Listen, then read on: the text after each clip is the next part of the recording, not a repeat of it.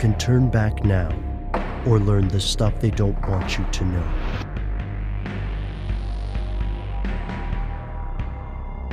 Here are the facts. Although Edward Bernays is little known today, his work speaks for itself. In an earlier episode, we explored Bernays' campaign to popularize smoking among women, but this wasn't his only project. He's the reason Americans eat eggs and bacon for breakfast.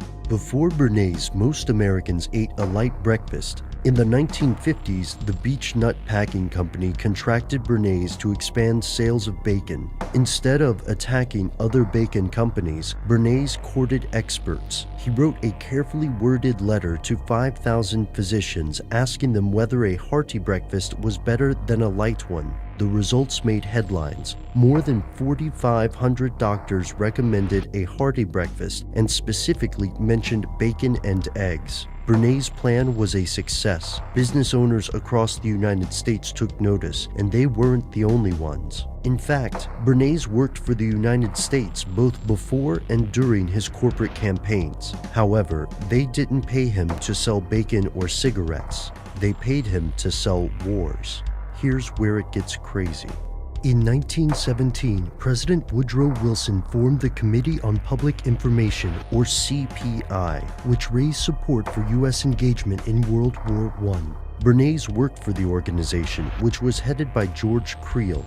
They briefed President Wilson, directing him in the use of propaganda. The CPI hired thousands of 4-minute men, speakers who were trained to speak about the war for 4 minutes during community events. The men at CPI believed that the average attention span was about 4 minutes. Bernays' work was successful, and the United States eventually did enter World War I.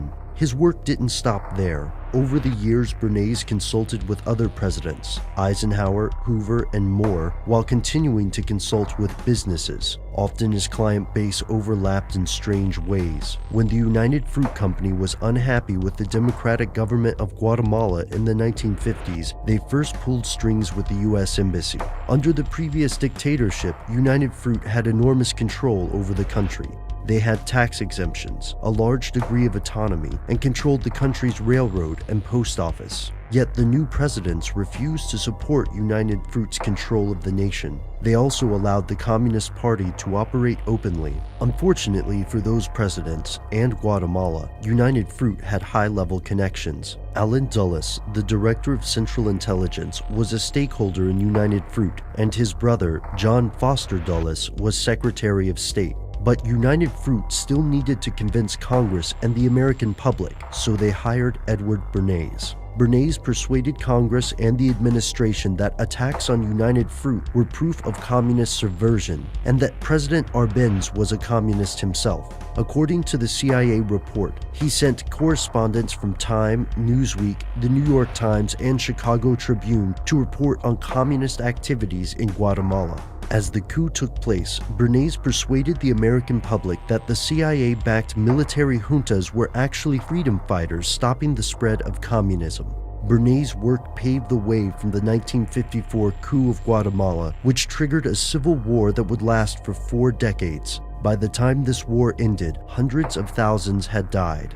Bernays' work attracted several notable fans, including Nazi propagandist Joseph Goebbels, who based his strategies on Bernays' theories. This isn't to say that Bernays was necessarily a bad man, just very, very good at what he did.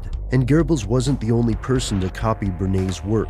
PR agencies across the planet use Bernays' techniques every day, influencing your opinion about products, countries, and of course, politics.